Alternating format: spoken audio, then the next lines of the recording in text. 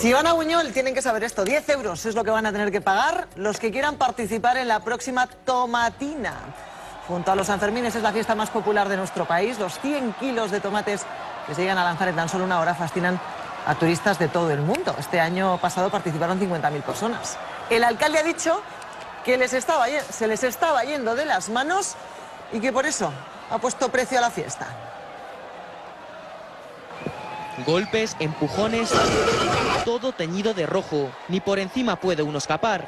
Disfrutar no mucho, estamos un poco apretaditos, pero está bien. Este descontrol ha acabado. El ayuntamiento limitará el número de participantes para las fiestas de este año. Que muy mal.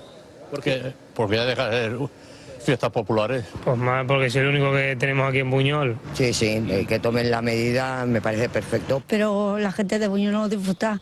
Tan solo 20.000 personas formarán parte de la próxima Guerra del Tomate. Lo que más nos preocupaba era el tema de la seguridad, ¿no? La seguridad de todas las participantes y también de los vecinos y vecinas de Buñol, y por lo tanto pues teníamos que tomar una decisión de limitar el aforo de la tomatina.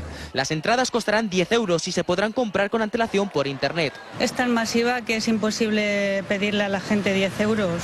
Sacar dinero para el pueblo y los del pueblo no lo pagaríamos, entonces está bastante bien. La gente sobra, porque vienen demasiado gente para la tomatina. Los 10 euros les suponga un gasto extra.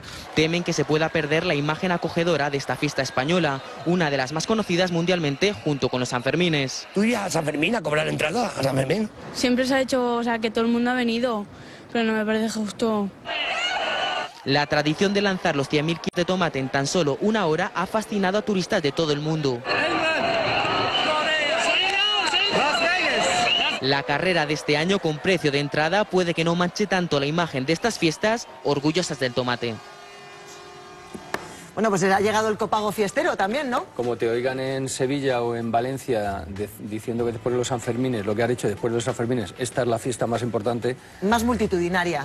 Probablemente quería decir la más multitudinaria. El año pasado 50.000 personas participaron lanzándose. Bueno, esto está claro que los ayuntamientos ya, como les están como están, pues ya no saben de dónde. He dicho 100 kilos de tomate y claramente es un error, ¿eh? Ahí hay millones, o sea que... La explicación esa de que no es tanto por recaudar como por disuadir, ¿no? Este eslogan que queda interiorizado por la clase política. Yo sé que esta fiesta tiene muchos detractores, no formo parte de ellos. ¿No te gusta? No es que me guste, pero la idea de que estamos tirando la comida se refleja muy poco con lo que se podría hacer con todos esos excedentes en realidad. Y yo soy muy partidario del alarde, del derroche de la fiesta. Es un espacio ocasional.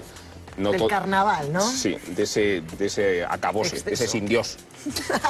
Si me permites el término. Hombre, que si te lo permito. Porque además de lo que se olvida es la contrapartida recaudatoria que sí que tiene por el impacto turístico de la fiesta. Habéis hablado de 50.000 personas. 50.000 personas a 10 euros, pues ya le vas sacando caja al tomate, ¿eh? No, porque está limitado a 22.000 personas. Bueno, pues también le vas sacando caja, No, van a terminar ¿eh? limitando los Sanfermines, ¿no? A entrar al circuito te van a pedir la tarjeta de crédito y vas a correr. Es que esto puede abrir también un camino para lo que decíamos, el copago fiestero, ¿no? Es que tal como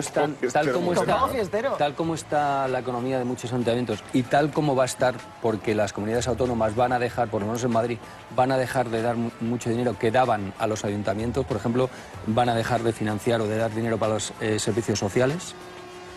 Claro, los ayuntamientos van a tener que empezar a cobrar por todo absolutamente. Van a suprimir incluso a las juventudes, ¿no? Como el caso de Ana Botella. La que se le ha montado a Ana Botella con eso, efectivamente. Entonces el que quiera dedicarse a la política va a tener que ser directamente mayor. Va a tener que saltarse ese paso de la juventud. Que además por lo de los... Me tengo que ir a Galicia, que estáis muy locos. Yo creía que ibas a quedar hasta el final del programa, pero no, bueno, me voy a quedar, pero ya sabéis que hay un importante temporal y la que viene este fin de semana, la ciclogénesis explosiva, pero...